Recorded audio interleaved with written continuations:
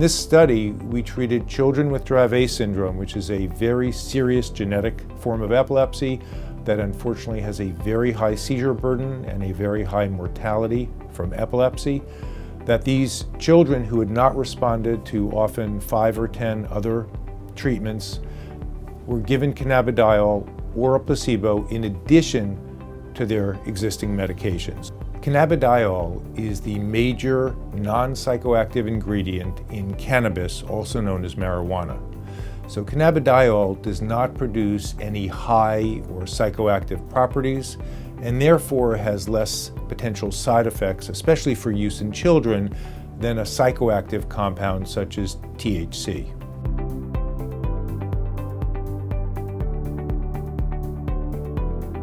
We were in the double-blind placebo-controlled phase of the study, and we did that for 14 weeks, and we were totally convinced that she was in placebo because her seizures didn't change at all. And then we were able to roll into the open label extension.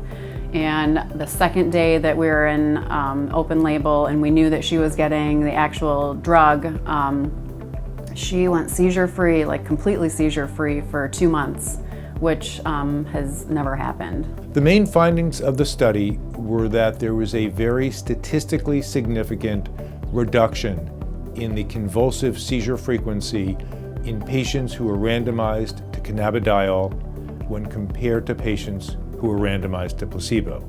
So the message is that cannabidiol does work in reducing convulsive seizures in children with Dravet syndrome. My hope for the future is that this study will lead to more similar studies to assess cannabidiol and perhaps products containing both cannabidiol and THC in various forms of epilepsy.